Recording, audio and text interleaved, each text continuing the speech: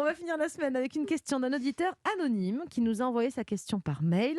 Catherine, trouvez-vous anormal de préférer à la relation de couple la variété des relations sexuelles, le plaisir de multiplier des expériences nouvelles et ce qu'elles offrent de richesse par leur originalité, un peu comme sur le plan gastronomique, on apprécie de varier les plaisirs.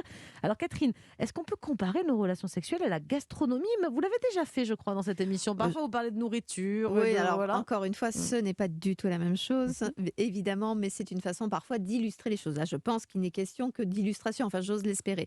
Parce que autant je vous conseille en effet de varier les épices, les mariages, les herbes aromatiques, les différents légumes, voilà, tout ça. exactement, les mariages de légumes et de protéines.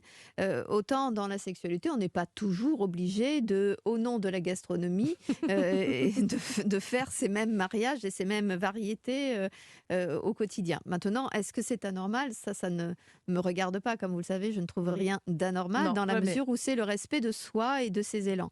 Je pense que ce que cette personne, monsieur ou madame, je ne sais pas, veut évoquer, c'est en tout cas le fait que que chaque relation offre son lot de qualité, son lot de richesse, et qu'à ce titre, eh bien, c'est un grand voyageur ou une grande voyageuse qui a besoin de se nourrir d'expériences nouvelles. Après, c'est un choix qui est mis en avant et qui peut être très joli avec une vraie qualité relationnelle, mais qui du coup fait l'économie de la construction d'une relation. À mon avis, Jimmy est perplexe, mais on va le laisser intervenir. Non, mais vous parlez de voyageurs et de voyageuses. Si c'est un homme, c'est un voyage vers des vagins. C'est différent d'un voyage en train ou en avion. Là, on parle clairement, il faut dire les choses. Le plaisir de multiplier les expériences nouvelles. D'être polygame un peu. Le polyamour, polygamie, l'infidélité, on peut appeler ça comme on veut. Je ne sais même pas s'il est en couple avec quelqu'un, ou elle, d'ailleurs, on ne sait pas. Mais du coup, on peut pas. Enfin, voilà, c'est juste le plaisir charnel de partager de nouvelles expériences. Mais ça n'a rien à voir avec l'alimentation. Oui, non, bien sûr que ça n'a rien à voir, mais c'était une illustration. Je pense que,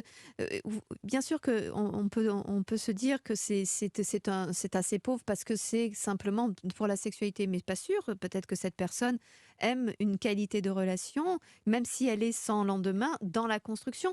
Encore une fois, il y a des gens vraiment heureux comme ça qui vont toute leur vie papillonner. Oui, qui ne connaîtront pas la vie à deux, qui ne chercheront pas à être parents. Et ça leur convient tout à fait. Oui, jusqu'où peut-être un jour où ils sont rattrapés. Ça cache pas quelque chose, un manque de quelque chose, ou d'une peur d'un truc. Moi, j'ai du mal à imaginer qu'on n'est pas fait pour finir en couple quand même. Je pense que ça peut être parce qu'on a du mal à faire de la place à l'autre auprès de soi. Ça peut être parce qu'on a du mal à être contraint par l'autre, qui oblige à des tas de renoncements de soi, bien évidemment. Ça permet peut-être de faire l'économie de la paternité ou de la maternité parce que ça fait peur. On peut être en couple sans être parent, et c'est très bien, mais là, c'est vraiment une idée de papillonner sans cesse jusqu'au bout de la nuit. Alors, c'est peut-être pas d'abord tous les jours, mais c'est en tout cas sur la longueur d'une vie, la possibilité effectivement de rencontrer des gens, de découvrir des choses. Et c'est aussi la compétence à savoir rester seul. Encore une fois... on peut varier les plaisirs comme ça dans un couple. Je veux dire, c'est pas tous les jours pareil, la sexualité, c'est pas tout. Non, là, il parle de diversifier, comme les plats, comme les machins, mais même dans un couple, on n'est pas pareil au début d'une relation qu'au milieu. Enfin, même dans une vie de couple entière, les choses vont varier, vont bouger. Bien sûr, mais vous avez tout à fait raison. Elles vont même s'amenuiser, et puis après, on va essayer de les renourrir pour qu'elles pétillent à nouveau.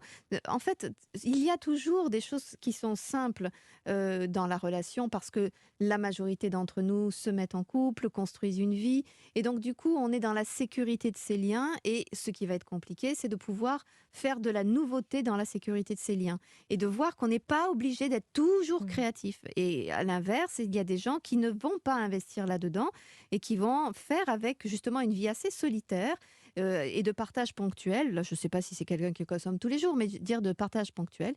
Et on peut considérer que c'est au moins une compétence, c'est de savoir faire seul quand d'autres ne savent pas vivre seul aussi. En cette période difficile de Covid, avoir au moins une personne avec qui partager un moment, c'est déjà bien. Donc, avant d'en chercher 10, il faut en avoir une, c'est déjà bien. C'est ça. Non, mais je ne pense pas que cette personne... je pense pas que cette personne veut simplement voir s'il n'est pas normal. Et non, il n'est pas normal. En tout cas, pour répondre à la question, non. Catherine, alors je ne sais pas qui a posé la question puisqu'elle est anonyme, mais cette personne n'est pas anormale.